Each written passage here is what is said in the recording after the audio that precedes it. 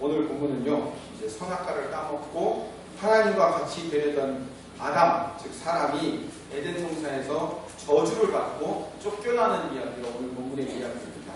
그래서 셋이 저주를 받습니다. 첫 번째는 짐승인 뱀이 저주를 받고, 그 다음에 여자가 저주를 받고, 그 다음에 남자가 저주를 받습니다.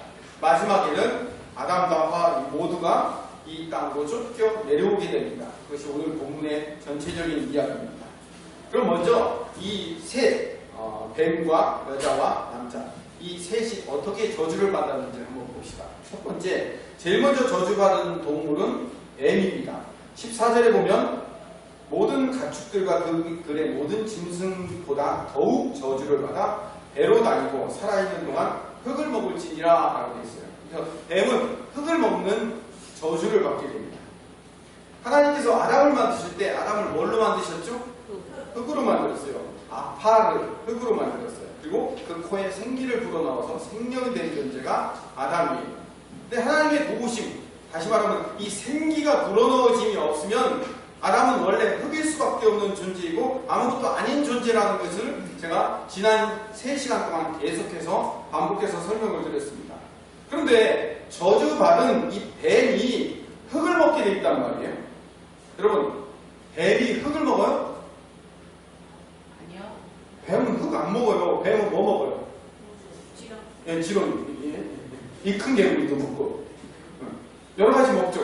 뱀은 원래 흙 먹고 사는 동물이 아니고 개구리나 아니면 뭐 여러 가지 것들을 이렇게 먹고 사는 게 뱀이에요. 근데 성경은 왜 뱀은 흙을 먹는 동물이라고 말했을까요? 성경이 틀린 겁니까? 과학적이지 않는 겁니까? 아니에요. 뱀이 흙을 먹는다는 이 저주는요, 그래서 상징 언어예요. 항상 상징 언어라는 것을 아시겠죠? 뱀이 흙을 먹게 되었다는 말은 정말로 흙 땅을 파고 먹었다는 얘기가 아니라 뱀은 생기가 없어진 흙으로 만든 사람을 먹고 살게 되어 있다는 거죠. 이해 가시죠? 그러니까 원래 사람이 흙으로 만들었는데 그래서 코에 생기를 불어넣어줘서 생명이 되었는데 그 생기가 빠져나가면 뭐만 남아요? 흙만 남잖아요. 그러면 뱀이 뭘 먹고 산다고요? 흙을, 그러니까 생기가 빠져나간 흙과 같은 존재인 사람을 먹고 살게 되어 있다는 거죠. 자, 그게 성경에 어디에 나와 있냐고요? 나와 있어요. 창세기 6장 3절을 봅시다. 같이 한번 읽어봅시다. 시작.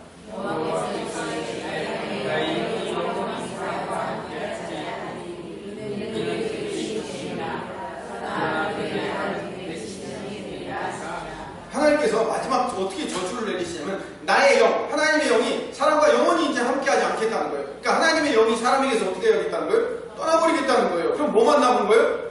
육신만 남았다는 거예요. 그 육신만 남은 게 뭐 창세기로 이야기하면 창세기 3장으로 얘기하면 뭐만 남았다는 거예요? 흙만 남았다는 거예요. 그래서 뱀이 뭘 먹냐면 하나님의 영이 빠진 존재.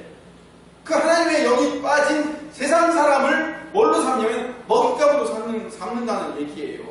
사탄은 늘 사람을 먹잇감으로 삼아요. 근데 어떤 사람을 먹잇감으로 삼아요? 하나님의 영이 없는 자들을 먹잇감으로 삼는단 말이에요. 그래서 창세기 6장 3절에 하나님의 영이 떠난 육신만 남은, 다시 말하면 흙만 남아있는 이 존재를 하나님께서 홍수로 어떻게 하신 거예요? 쓸어버리신 거란 말이에요. 그래서 하나님께서 쓸어버리신 거예요. 그래서 뱀이 첫 번째로 받은 저주는 바로 흙만 남겨진, 다시 말하면 하나님의 영이 떠난 세상 사람들을 먹잇감으로 살면서 살 것이다 라는 것이 사단이 받은 첫 번째 저주이고, 두 번째는 15절에 뱀의 후손과 여자의 후손이 원수가 될 것을 예고하셨습니다. 같이 한번 다시 읽어봅시다. 시작.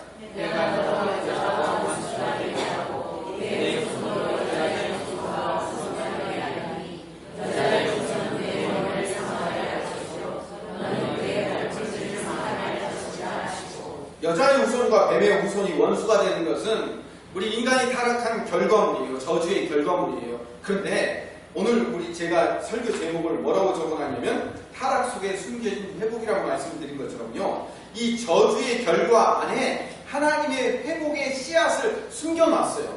어떤 회복의 씨앗을 숨겨놓았냐면 여자의 후손과 뱀의 후손이 서로 원수가 되어 싸우겠다는 거예요. 근데 뱀의 후손은 누구예요? 뱀의 후손은 사탄이에요. 그렇죠? 마귀 사탄이 되는 거예요. 근데 여자의 후손은 누굴까요? 예수님.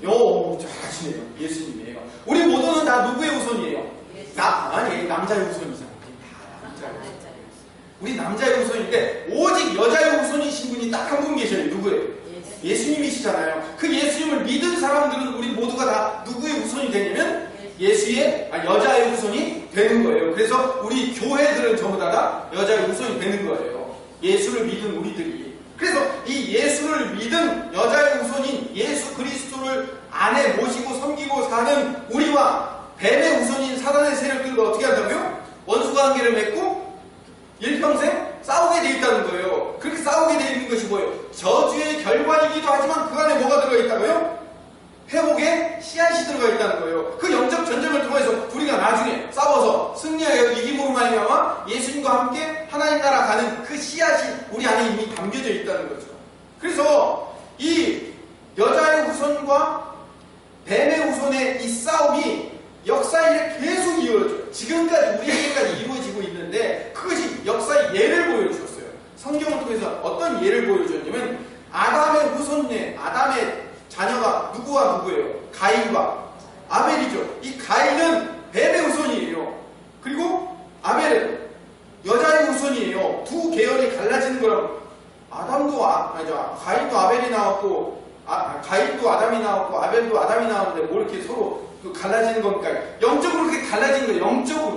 영적으로 가인과 아벨이 갈라져서 서로 대적하여 싸우게 되고 아브라함에게서는 이삭과 이스마엘이 갈라지는 거예요. 이삭에게서는 야곱과 에서가 갈라지고요. 야곱에게서는 요셉과 단지파로 갈라지고 사울왕과 다윗왕으로 갈라지고 북왕국 이스라엘과 남왕국 유다로 갈라지게 되는 거예요. 이렇게 서로 갈라지는 구약의 역사를 통해서 뱀의 후손과 여자의 후손이 서로 이렇게 원수를 맺고 싸우는구나라는 것을 우리의 눈으로 보여주는 거예요. 이 둘이 항상 충돌하는데 항상 이 충돌의 역사가 어떻게 결과를 잇게 되냐면 뱀의 후손인 가짜가 강한 자로 등장하는 거예요.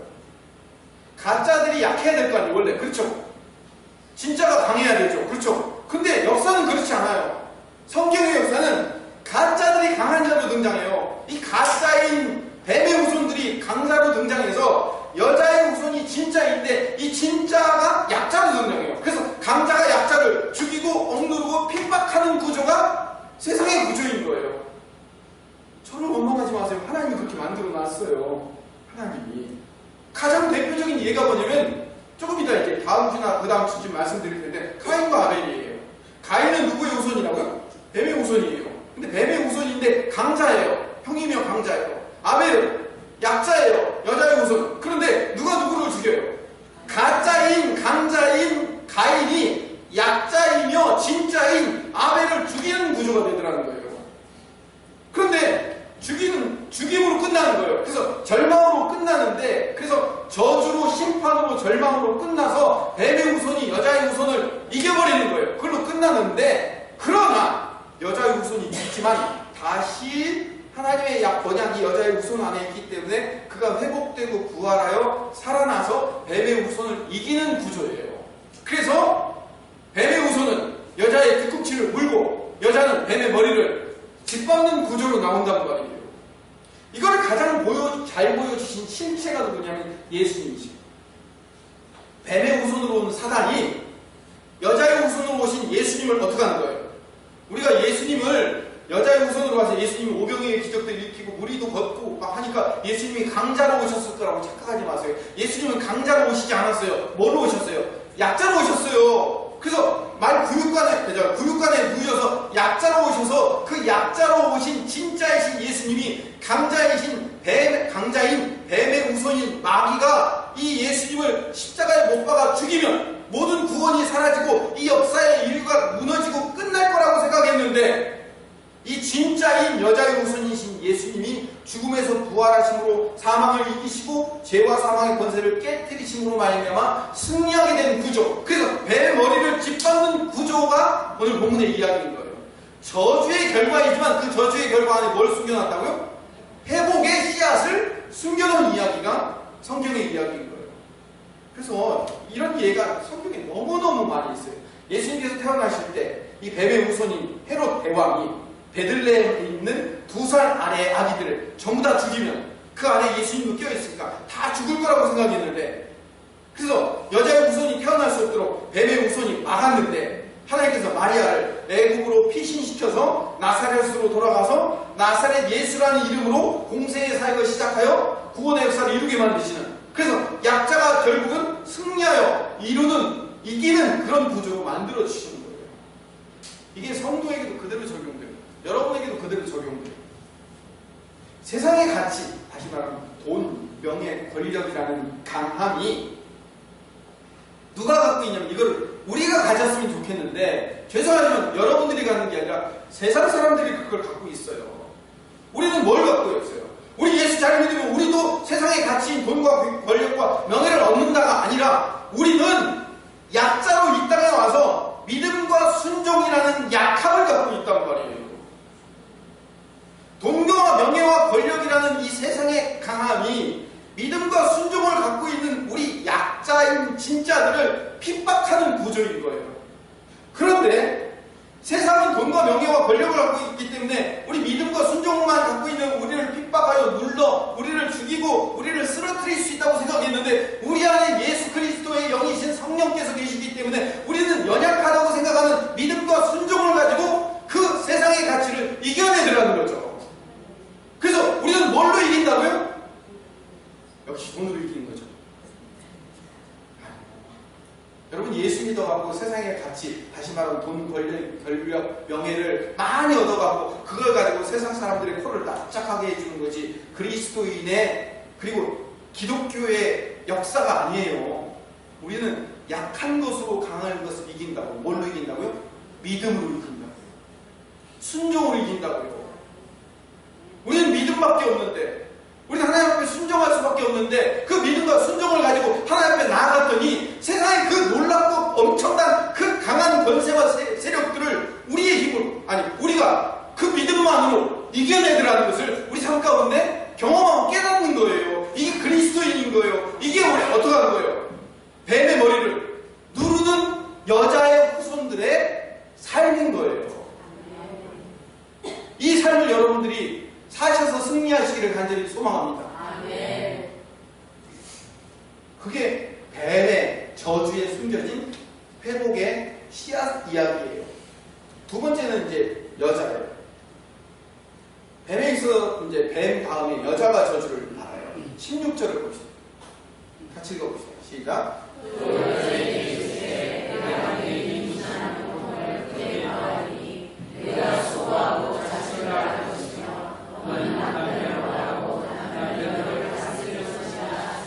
여자가 받은 가장 큰 저주가 뭐냐면 해산하는 수고를 하게 될 것이다 라는 저주예요. 해산하는 수고. 자, 보세요. 해산하는 수고를 하게 될 것이라는 것이 죄의 결과로 말미암은 저주이지만, 이 저주 안에 뭘 숨겨놨다고요? 회복의 씨앗을 숨겨놨다고 했죠. 어떻게 회복의 씨앗을 숨겨놨냐면, 우리가 해산하는 고통, 죽을 것 같은 고통, 이 죽을 것 같은 고통을 통과하고 나면 뭐가 나와요? 자식이 나오잖아요. 회복의 씨앗이 나오잖아요. 그 자식이 뭐예요? 돼요? 나의 소망이며 힘이며 기쁨이며 모든 것이 돼버리잖아요. 그렇죠? 그 고통을 통과하고 났을 때 나에게 새로운 희망이 솟구쳐 올라오는 것처럼, 우리 안에는요 고통의 과정이 있지만, 이 땅에서는 결국 이 땅의 삶은 고통일 수밖에 없어요. 이 땅의 삶은요 행복 잠깐, 고통, 불행 많이, 이 땅에 삶일 수밖에 없어요. 저를 원망하지 마세요. 하나님이 그렇게 만들어놨어요. 제가 만든 게 아니에요. 그렇게 만들어놨어요. 그런데 이 과정 가운데 우리가 하나님을 향한 믿음을 가지고 이 고통의 과정을 통과하며 이겨내서 결국은 하나님 나라에서 우리가 영원토록 승리하게 될 것이라는 이야기가 기독교의 삶이며 우리 성도의 삶이라는 것을 아셔야 돼요. 미가서 4장 10절 말씀을 읽어봅시다. 같이 한번 읽어볼까요? 시작.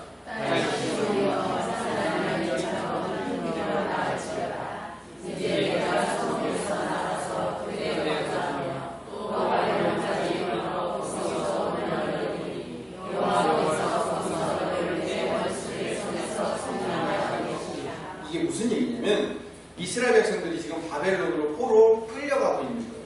그 바벨론 포로로 끌려간다는, 여러분 전쟁에 져서 포로로 끌려간다는 것은 어떤 의미일까요? 안 끌려가봐서 잘 모르시겠어요? 전쟁에 포로로 포로로 끌려간다는 것은 나의 모든 쌓아놓은 재산과 나의 업적과 나의 가치를 몽땅 다 버리고 내 몸뚱이만 남겨서 그냥 끌려가는 거예요. 가서 죽을지 노예가 될지 아무것도 모르는 그냥 절망인 상태로 끌려가는 것. 그것이 뭐예요? 그게 포로예요. 그렇게 포로로 끌려가는 삶 자체가 뭐라고요? 해산하는 여인처럼 힘들여 사는 삶인 거예요. 그래서 미가서 4장 10절에 딸 시온이요. 여기 딸 시온은 유다 백성들을 얘기하는 겁니다. 유다 백성들이요. 해산하는 여인처럼 힘들게 니네들이 지금부터 살게 될 것이다 라고 얘기하는 거예요. 왜? 바벨론 포로로 끌려가기 때문에. 왜 바벨론 포로로 끌려갈까요? 유다 백성들이 하나님을 섬기지 않고 하나님을 왕으로, 하나님을 주인으로 섬기지 않았기 때문에 그 왕으로 주인으로 섬기지 않은 벌로, 저주로, 심판으로 멸망당해서 끌려가는 거예요. 마치 아담이 선악과를 따먹고 하와가 선악과 따먹고 에덴 동산에서 쫓겨나는 것처럼 지금 젖과 꿀이 흐르는 가나안 땅에서 쫓겨나 바벨론으로 쫓겨나는 거와 똑같은 거예요. 아담이 쫓겨나는 것이나 지금 유다 백성들이 바벨론으로 쫓겨나는 것이나 똑같이 쫓겨나고 있는데 그 쫓겨나는 과정, 다시 말하면 우리가 죄를 짓고 심판당하여 이 땅에 내려와 그 고통의 삶을 사는 과정이 뭐라고요? 해산하는 여인과 같은 과정이라는 거예요. 그런데 그 해산하는 고통 속에서도요, 구원의 놀라운 씨앗이 준비되어 있다는 것을 설명하고 있는 거예요. 이 사도 바울도 성경에 아주 유력 박사이기 때문에 이걸 잘 알고 있어요. 이 말씀을 이용해서 디모데전서 2장 13절 15절에 이렇게 말하고 있습니다. 같이 한번 읽어봅시다. 시작. 14절.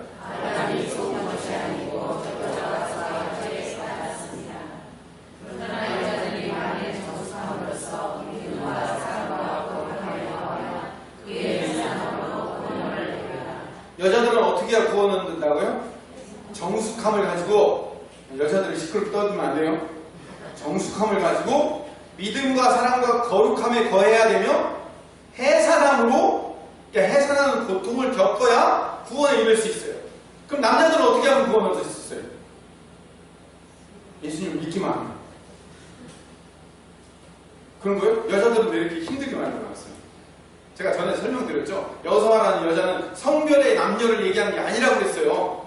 사도 바울이 얘기하는 여기서 말하는 여자는 여자들은 이렇게 힘들게 구원받고 남자들은 요한복음 3장 16절 말씀처럼 하나님이 세상을 이처럼 사랑하사 독생자를 주셨으니 그를 믿기만 하면 구원 딱 얻는다. 남자와 여자의 구원 방법이 틀리다를 얘기한 게 아니라고 말씀드렸어요. 여기서 말하는 여자는 우리 여자의 후손으로 태어난 예수 그리스도, 신랑 대신 예수 그리스도의 신부인 교회를 의미한다고 말씀드렸어요. 우리 교회, 우리 전부가 그런 거예요. 우리 전부가 다 예수 그리스도의 십자가 앞에 우리를 다 못 박아 죽이고 다시 새롭게 태어나는 해산의 고통의 과정을 겪는 자들을 의미하는 거예요. 예수 믿고 구원받아 회복되는 자들을 설명하고 있는 내용이라고 말씀드렸죠. 여자에게 해산하는 수고를 주시는 것은요, 표면적인 저주예요. 마치 뱀이 흙을 먹는다라는 말과 같이 똑같이 표면적인 이야기인 거고, 그 안에 내용적인 차원에서 내면적인 의미는 뭐냐면 죄의 결과로 말미암은 여자가 고통을 당하고 있지만, 교회가 죄의 결과로 말미암아 이 땅에서 고통을 당하고 있지만 그 속에서도 신랑이신 예수 그리스도의 그 구원하심의 동참함으로 말미암아 해산하는 수고와 같은 고난을 통과하여 구원에 이를 것이다 라는 것을 우리에게 말씀해 주고 있는 거예요. 자, 보세요. 우리에게 왜 해산, 아니 요한복음에는 예수 믿기만 하면 구원받는다고 해놓고서는 왜 갑자기 고난의 과정을 통과해야 구원받는다고 여기다 갑자기 밀어넣는 것은 무슨 이유입니까? 라고 말씀드리는데 제가 이 이야기를 잘 들으셔야 돼요. 예수 믿음으로 구원을 받죠. 예수 믿어서 구원을 받아요. 구원 받은 자가 바로 예수 믿자마자 천국에 딱 가면은 고난의 과정을 통과할 필요가 있어요, 없어요? 없죠. 그럼 우리 예수 믿으면 바로 다 어떻게 하면 돼요? 죽으면 되는 거예요. 왜? 죽으면 이 땅을 통과하지 않으니까 바로 해산하는 수고 없이 그냥 바로 가면 돼요. 그런데 하나님께서 우리를 예수 믿게 만든 다음에 이 땅에 여전히 살려주셨어요. 우리가 교통사고 나서 죽을지, 아니면 우리의 수명을 다하여 죽을지, 아니면 정말로 예수님이 이 땅에 죽기 전에 오셔갖고 휴거가 될지 그건 몰라요. 그건 어떻게 될지도 모르겠지만 하나님이 이 땅에서 여전히 하나님 나라 가는 그날까지 우리를 이 땅에 살게 만드신 것 자체가 뭐라고요? 해산하는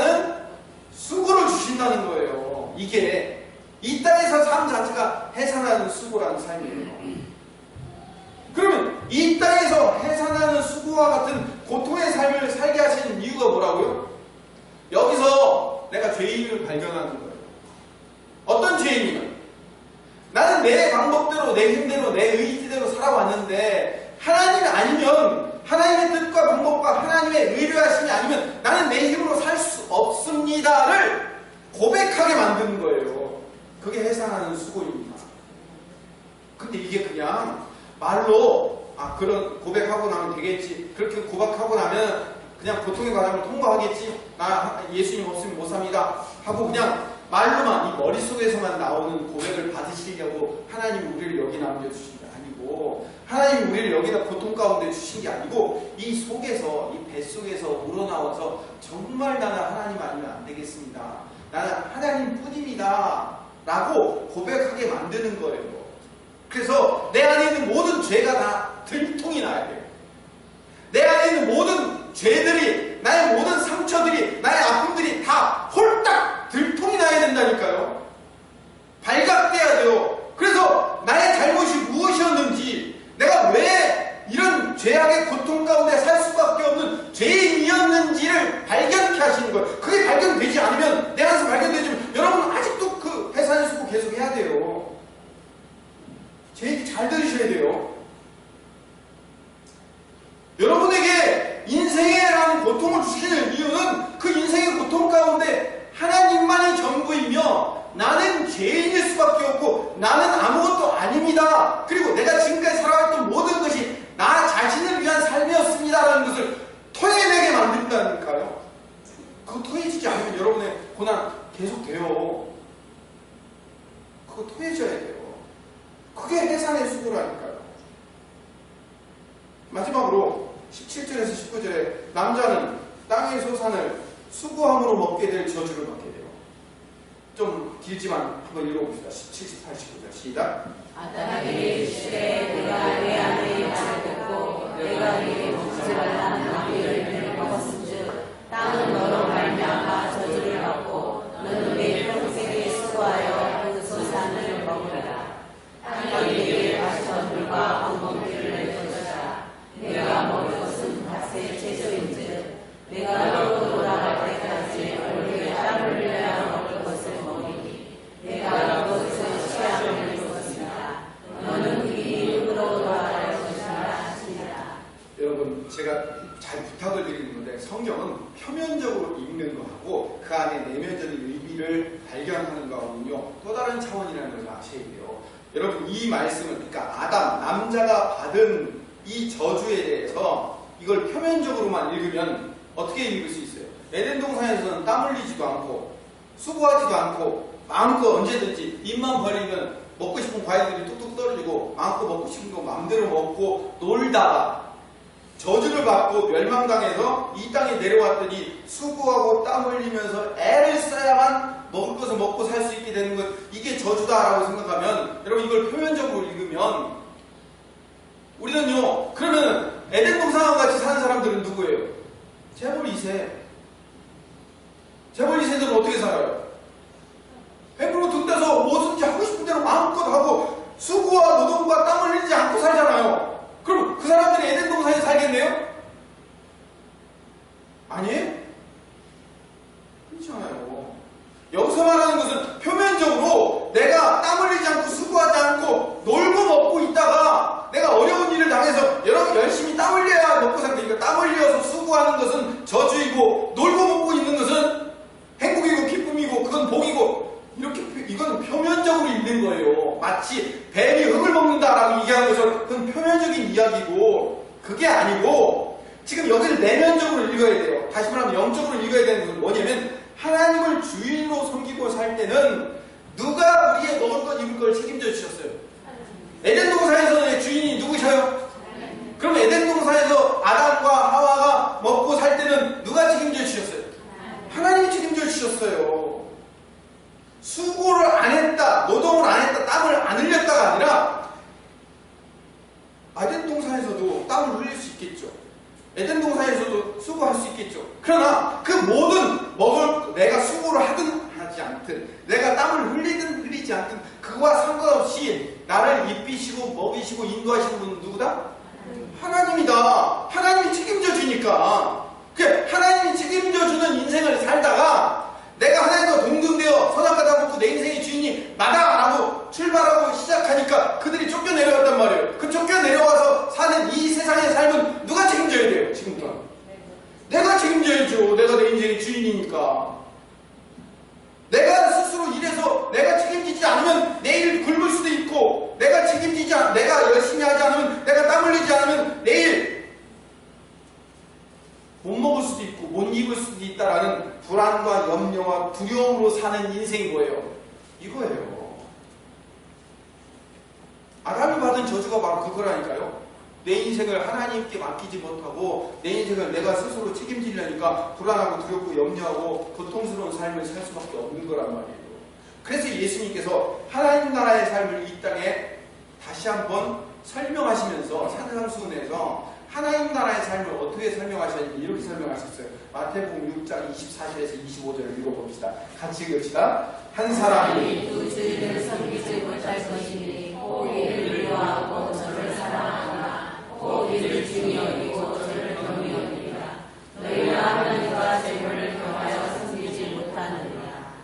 그러므로 내가 너희에게 이르노니 목숨을 위하여 무엇을 먹을까 무엇을 마실까 몸을 위하여 무엇을 입을까 염려하지라. 목숨이 음식보다 중하지 아니하며 몸이 의복보다 중하지 아니하며. 뭐라고 하셨어요? 염려하지 말라고 얘기한 거예요. 뭘 먹을까, 뭘 입을까, 뭘 마실까 염려하지 말라. 그건 누가 하시는 것이다? 하나님이 우리에게 주인이시기 때문에 하나님이 우리를 인도하시고 이끄시는 것이다 라고 얘기하잖아요. 하나님과 재물을 겸하여 섬길 수 없다는 얘기는 뭐예요? 재물을 섬기기 시작하는 순간 그 내 인생의 삶을 누가 책임져야 된다고요? 내가 책임져야 되기 때문에. 그래서 31절에서 33절을 읽어봅시다. 시작. 그러므로 너희는 무엇을 먹을까 무엇을 마실까 무엇을 입을까 하지라. 이는 다 영원히 도와주라.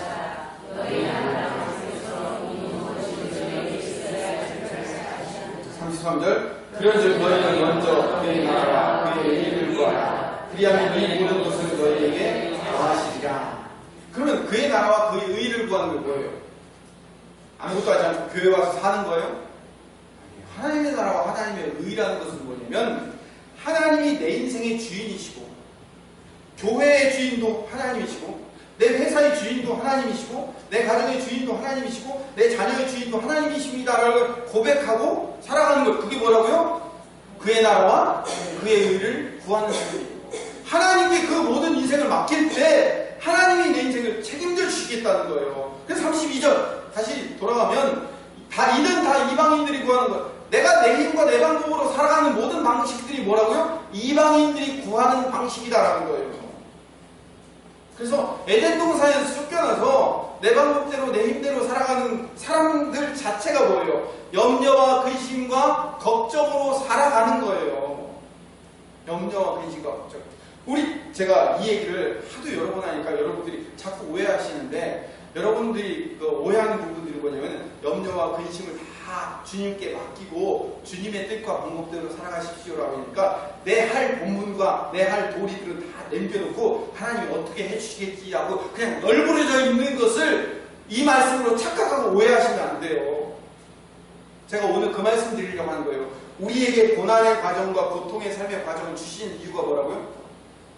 나의 책임을 깨닫고 이 모든 것이 나의 죄의 결과라는 사실을 깨닫게 만드시려는 하나님의 계획하심이 있는 거예요. 그거 깨닫지 않으면 여러분들이 아무리 널브러져 하나님 어떻게 해주시겠지 하고 그냥 널브러져 있다고 그 모든 문제들이 해결되지 않아요.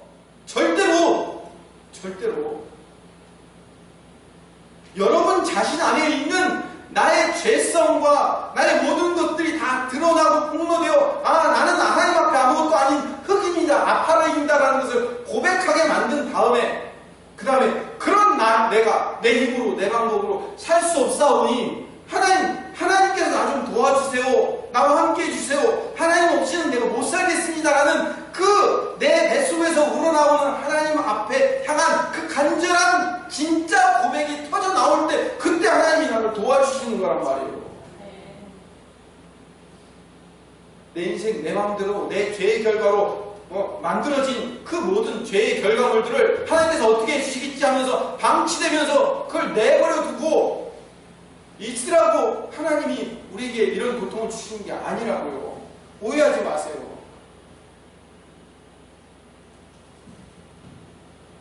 에덴 동산이라는 건 뭐냐면 하나님 나라, 에덴 동산 하나님 나라의 모형. 다시 말하면 에덴 동산은 하나님께 의지하고 위탁함으로 말미암아 뭘 먹을까 입을까 염려하지 않고 하나님의 뜻, 다시 말하면 하나님이 내 인생의 주인이십니다를 철저하게 고백하는 삶을 우리의 인생을 통해서 배워가는 것, 그거를 의미하는 거예요.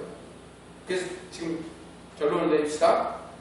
애미 받은 저주, 여자가 받은 저주, 남자가 받은 저주를 통하여서 이 모든 것은 다 죄의 결과물이에요. 그러나 이 죄의 결과물 안에 하나님께서 뭘 심어주셨냐면 구원과 회복의 씨앗을 우리에게 심어주신 거예요. 마지막으로 창세기 3장 22절부터 24절에 아담과 하와를 에덴 동산에서 쫓아내시는 것으로 모든 심판을 마무리하십니다. 한번 읽어보겠습니다. 22절부터 23절까지 같이 읽겠습니다. 시작.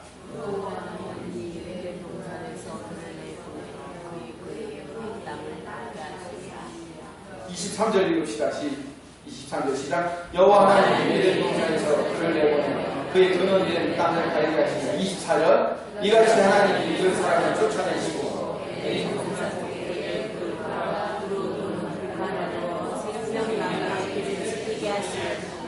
에덴 동산에서 아담과 하와를 쫓아내신 이유는 뭐라고요? 생명나무 열매를 못 먹게 하려고.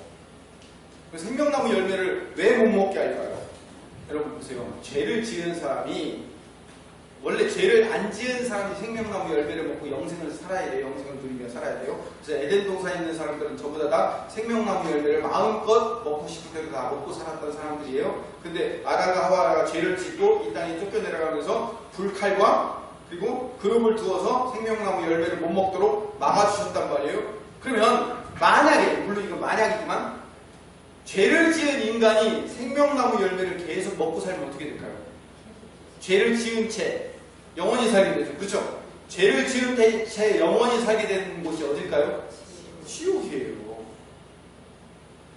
여러분, 내가 고통당하고 죄의 결과물을 맞고 그 죄의 결과물로 말미암아 60년 살고 70년 살고 80년 살다가 감옥 가서 거기 살다가 끝난다 그러면 희망이 있어요. 왜? 내 고통이 60년이면 끝난다, 70년이면 끝난다. 근데 그 고통이 영원히 끝나지 않고 영원토록 이 고통을 계속 누리고 살겠다, 살 수밖에 없다라고 하면 그거보다 더 큰 고통이 어디 있어요? 영원한 고통. 그러니까 죄를 지은 사람은 생명나무 열매를 먹어서 영원히 살면 안 돼요. 왜요?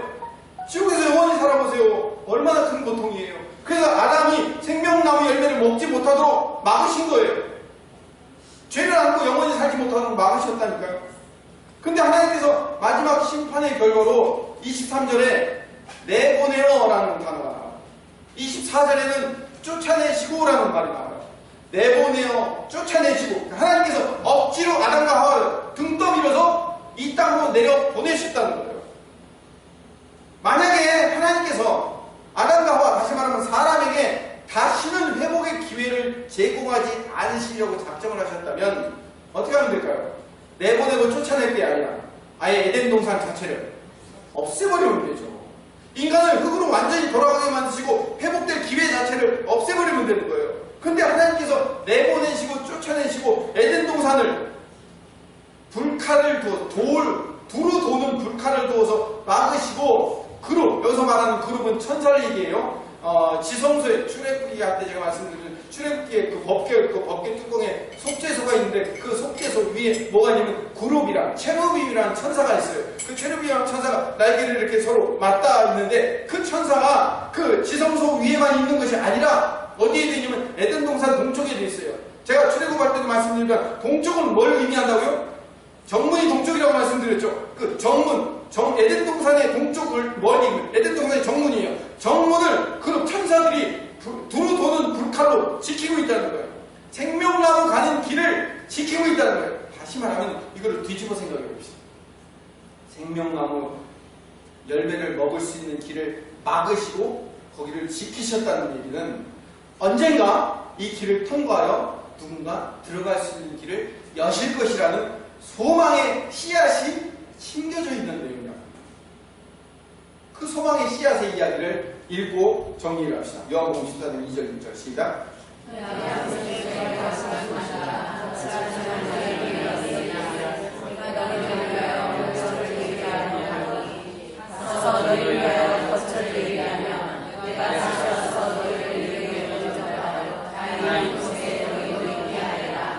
내가 어디로 가는지 그 길을 너희가 아니까. 도마가 이르되 주여 주께서 어디로 가시는지 우리가 알지 못하거든 이 길을 어찌 알겠사옵나이까. 예수께서 이르시되 내가 곧 길이요 진리요 생명이니 나로 말미암지 않고는 아버지께로 올 자가 없느니라. 예수 그리스도라는 유일한 길, 생명나무 길로 가는 유일한 길이 누구라고요? 예수 그리스도.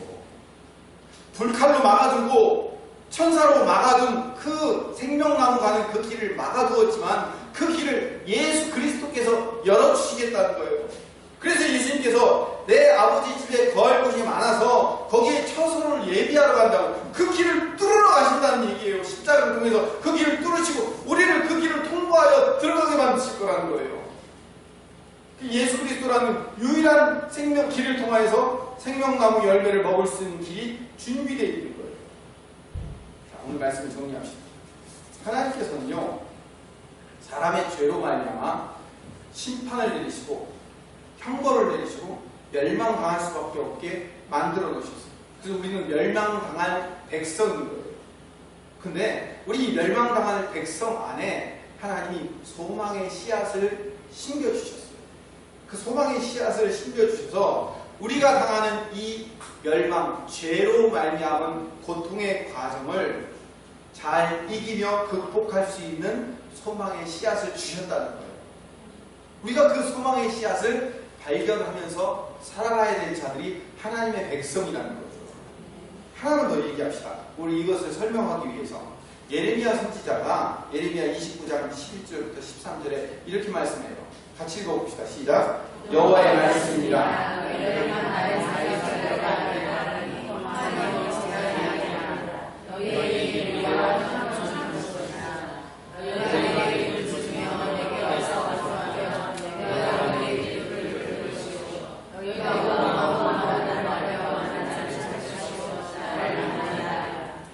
여러분들 부흥회하면 이 본문 아주 즐겨 쓰는 본문 중에 하나죠. 부흥회에 가면요 아주 즐겨 쓰는 대표적인 본문 중에 하나예요. 왜냐하면 11절 다시 보면 하나님께서 주시는 나의 생각, 하나님의 생각을 내가 안 하니 평안이요 재앙이 아니라 미래의 희망과 소망을 주는 거다. 그러니까 하나님을 부르짖으면 찾으면 하나님 그 기도를 응답해 주셔서 우리에게 기쁨과 소망을 주시는 평안의 생각을 주실 것이다. 얼마나 말하기 좋아요. 설교하기 좋은 내용입니까?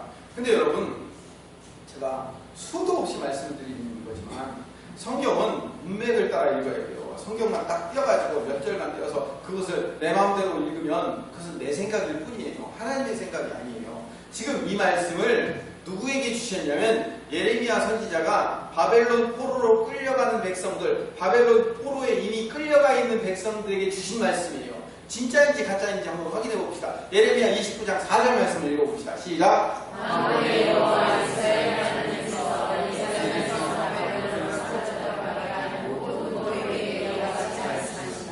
포로로 끌려가는 사람들을 향해서 뭐라고 얘기했다고요? 내 생각을 내가 아는데 평안이요? 행복을 주는 생각이라는 거예요. 너희들 포로로 끌려가는 것이 평안이의 생각이에요. 미래와 희망을 주는 생각이라는 거예요. 그러니까 네가 포로로 끌려가서 내게 부르짖고 기도하면 내가 너를 만나줄 거다 라고 얘기하는 거예요. 이게 무슨 복이에요? 포로로 끌려가지 않게 하는 게 복이지. 포로로 끌려가면서 이게 내 생각이고 이게 내 기쁨이며 이게 내 소망이다 라고 얘기하는 게 그게 뭔 놈의 복이냐고요. 오죽하면 예레미야가 눈물의 선지자이겠어요. 왜 예레미야가 눈물의 선지자인지 아세요? 백성들에게 포로로 끌려간 사람들한테 야 니네 빨리 포로로 끌려가야 돼. 그리고 그게 포로로 끌려가는 것이 하나님의 생각이고 그게 하나님이 주시는 우리에게 주시는 평안이요 소망의 생각이야 라고 얘기하니까 백성들은 그 얘기를 듣고 기뻐할까요? 야 너는 전쟁 나가가지고 져서 포로로 끌려가는 그게 하나님의 생각이야? 빠지고 병들고 망하고 고통 가운데 빠지는 게 그게 하나님의 생각이고 그게 평안이야? 말이 되는 소리하고 이렇게 되는 말이에요. 근데 예레미야는 하나님이 하라니까 해야죠. 사람들한테 욕먹으면서 계속 하나님의 말씀을 전하려니까 어떻게 해요? 울면서 갈 수밖에 없는 거예요. 그래서 질질 짜면서 얘기하는 거예요. 그래서 예레미야가 눈물의 선지자인 거예요. 눈물이 많아서가 아니라 나는 그런 얘기 하고 싶지 않은데 하나님이 하라니까, 짜증나는 얘기를 하라니까. 너희들은 고통 가운데 겪게 될 것이다. 고통을 분명히 겪게 되고 너희들은 징계가 있을 것이다. 이 얘기를 하려니까 얼마나 힘든 거냐고요. 제가 여러분들에게 지금 그 얘기를 하고 있는 거예요. 왜 하나님의 생각이 평안과 희망을 주는 거냐면 14절을 봅시다. 시작.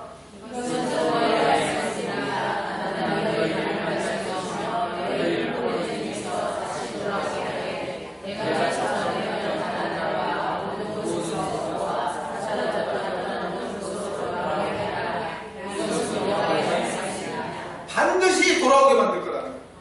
반드시 그 너희들이 지금 당하고 있는 고통과 절망과 그 어려움을 내가 일부러 너희들을 쫓아내보내고 그 고통의 과정 가운데 너희들을 집어넣고 있는 것이 나지만 이것은 평안의 생각이라는 거예요. 왜? 그 고통 가운데 소망을 주고 거기서 중요한 거 깨닫게 만들어서, 뭘 깨닫게 만들어서?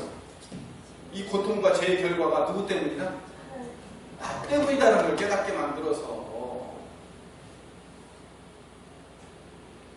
우리 남편 잘못 만나서 내가 이 모양 이 꼴입니다 라고 내 남편의 죄악을 드러내게 만드는 것이 아니고, 웃자고 하는 얘기예요. 예를 드는 거예요. 또 지금 싸우지 마시고 이것이 나의 죄였습니다. 내 문제였습니다. 나의 교만이었습니다. 내 것이었습니다라는 것을 토해내게 만든다. 그걸 위해서 뭐 한다고요? 에덴 동산에서 쫓아내고 바벨론 포로로 끌려가게 만드시고 우리를 이 세상에서 이 고통 가운데 여전히 살게 만드시며 때로는 어려움을 주시고 징계를 주시는 이유가 그거라고요. 그래서 뭘 깨닫는 거예요? 아, 하나님, 이게 그거 다 내 죄였군요. 나의 교만 때문에 그랬군요.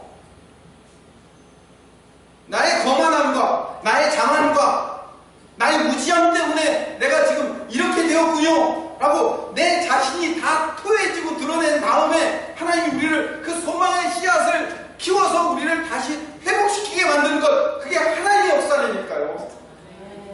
그렇다면 여러분들 인생 가운데 고난과 고통의 삶이 다가올 때 어떻게 해야 되겠어요? 하나님 어떻게 염려하지 말라니까 염려하지 말아야지 하고 내버려 두겠어요? 그렇게 내버려 두는 사람을 하나님 어떻게 하실까요? 죄송합니다. 더 때리실 거예요. 어떻게 할 때까지? 네, 이게 내 죄였습니다. 이것이 내 문제였습니다 라는 것을 토해낼 때까지. 그리고 난 다음에 어떻게 하신다고요? 하나님의 은혜와 사랑으로 우리 안에 있는 소망의 씨앗을 싹트게 하여 회복시켜서 우리를 하나님의 사랑으로 멋지게 회복시킬 거라는 거예요. 그래서 타락 속에서도 회복의 씨앗을 남겨주시는 거예요. 그럼 우리가 당하는 이 세상의 고통이라는 과정 가운데 뭐를 붙잡고 살아야 돼요? 하나님의 소망에 씨앗을 붙잡고 사는 거예요. 제가 어려운 찬송이었어요. 광야를 지나며라는 어려운 찬송. 이거 한 30분도 넘게 불러봤어요. 하도 어려운 찬송이에요. 찬송 불러보고 하면서 이 찬양 가사 속에서 여러분들의 인생을 다시 한번 반추하면서 깨닫기를 바라는 마음 때문에 내 자아가 산산이 깨지고 높아지려고 했던 내 꿈도 다 주님 앞에 내려놓고 오직 주님 뜻만 이루어지기를, 나를 통해서 주님만 드러나시기를 기대하는 그런 마음이 내 안에서 정말 나와야 돼요. 그걸 위해서 하나님이 우리를 어디에 두신다고요? 광야에 두신다. 주님만 내 도움이 되시고 주님만 내 밑이 되시는, 주님만 내 친구 되시는 광야. 주님 손 놓고는 단 하루도 살 수 없는 광야. 이 광야를 여러분들이 통과하실 수밖에 없어요. 그 안에서 주님이 내 인생의 전부입니다. 이 모든 고통이 결국 나 때문에 그렇게 된 겁니다 라는 고백이 흘러나온 다음에 그 다음에 우리가 이 광야를 하나님께서 통과시켜 주시는 거예요. 이 아침에 여러분들에게 너무 어려운 말씀을 드려 죄송하지만 하나님이 우리를 그렇게 인도하시고 이끄시는 것이 하나님의 뜻이라는 것을 여러분들이 깊이 깨닫고 광야를 잘 통과하시기를 간절히 소망합니다. 하나님 여러분을 반드시 회복시키실 겁니다. 그러나 그 광야를 통과할 때 하나님이 우리에게 주신 그 소망을 기대하며 사시기를 간절히 소망합니다. 이 광야를 지나며 함께 찬양합시다. 먼저 기도합시다. 사랑이 많으신 하나님, 이 말씀과 이 찬양을 통해서 하나님을 더욱더 신뢰하며 하나님 앞에 나아가는 하나님의 백성 되게 하여 주시옵소서. 예수님으로 기도드립니다.